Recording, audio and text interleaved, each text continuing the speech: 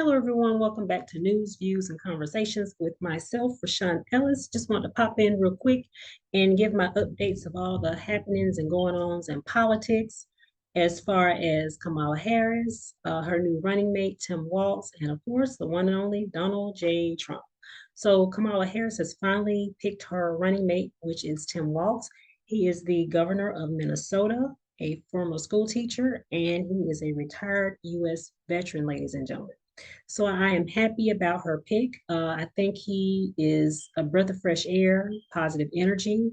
He's definitely what we need in the climate of what's going on these days, as far as all the politic and as far as being racially motivated, negativity, divisive.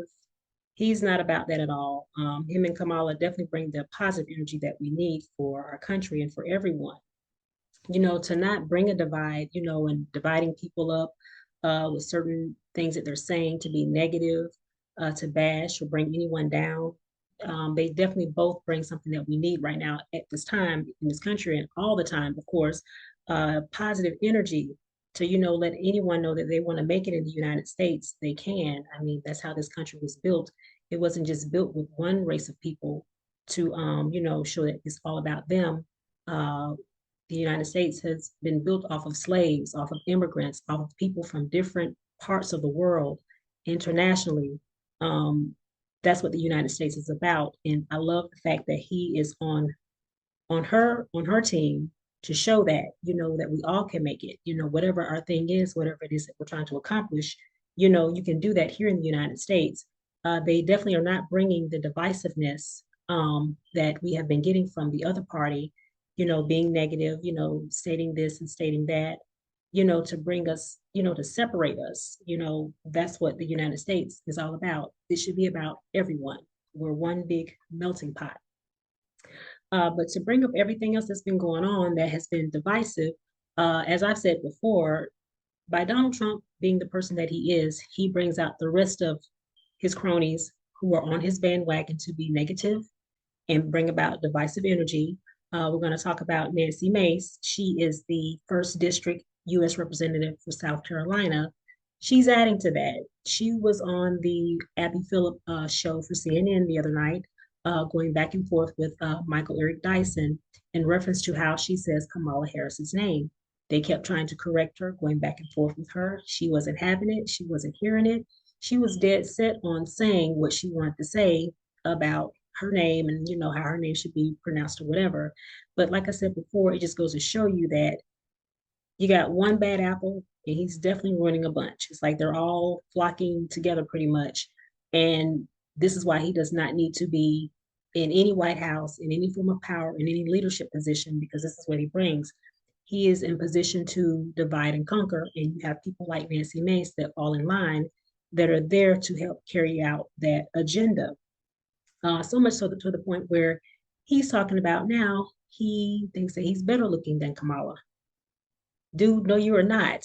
You are a man. She's a woman. There is no competition.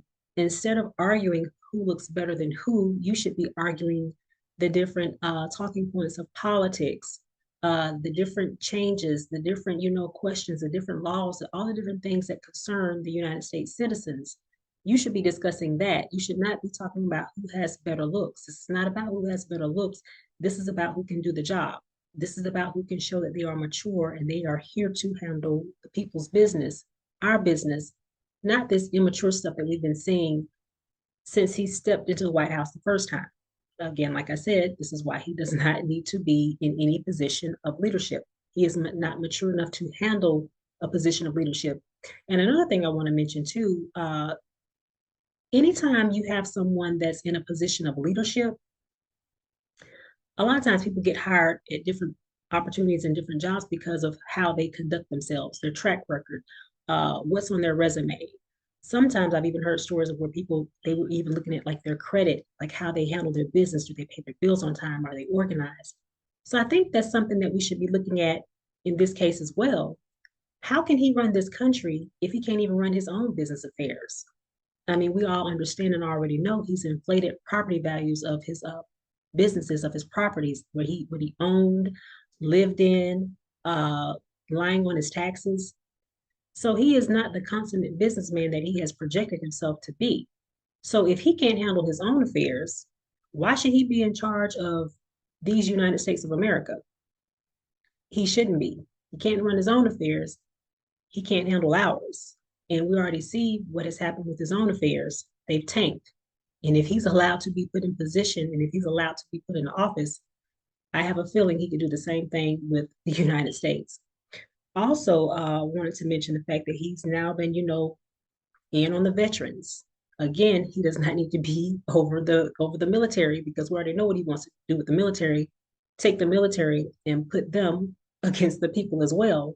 But now he's going back and forth about, who should receive the Medal of Honor as far as, who got wounded and who did not get wounded and who's more deserving. In everything that he says and everything that he does, there is nothing but divisiveness. Again, like I said before, this is why he should not be in a position of leadership. I want to try to see if I can show you this real quick, where they got more into detail as to what he's been saying and how he's been going about it. Trump's comments about veterans are sparking a new controversy tonight after he said the Presidential Medal of Freedom that's given to civilians is actually, quote, much better than the highest military honor given to those who have served. ABC's Rachel Scott has more.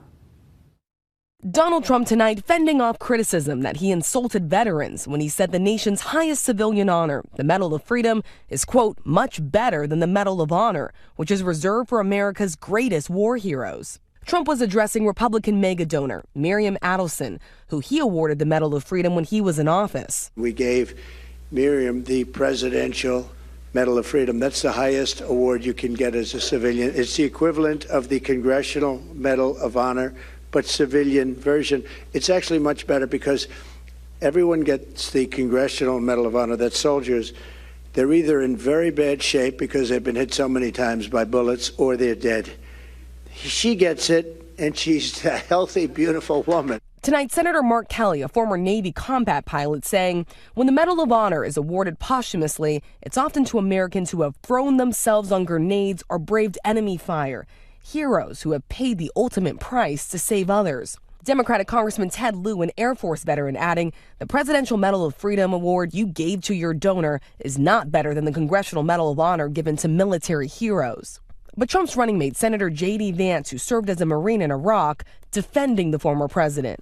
I don't think him complimenting and saying a nice word about a person who received the Presidential Medal of Freedom is in any way denigrating those who received military honors. They're two different awards, and I think the president was saying some nice things about a person that he liked, and that's a totally reasonable thing to do. Trump himself never served in uniform. He sought 4 deferments and 1 medical disqualification, citing bone spurs in his foot to avoid going to Vietnam. In the past, he's attacked former prisoners of war like Senator John McCain, who spent 5 years in captivity. He's not a war hero. He's a war hero. He's a war hero. 5.5 years. He's a war hero because he was captured. I like people that weren't captured, okay? I hate to tell you. Trump's former chief of staff, retired General John Kelly, also said Trump once refused to visit the graves of fallen American soldiers in France, calling them, quote, losers, something Trump has denied. Tonight, the Harris campaign insists Trump's latest comments prove he, quote, knows nothing about service to anyone or anything but himself. So as you can see, someone has to keep coming behind him to clean up what he meant. Again, like I said, that's exactly what we don't need. But definitely stay tuned to news, views, and conversations here on Sean Ellis Music Entertainment TV. Don't forget to like, comment, and subscribe. If you have any suggestions on anything you want me to discuss or talk about, definitely let me know in the comment section. But definitely stay tuned, and we will be back talking with you some more about some more talking points and what's going on in the world today. Have a good Sunday.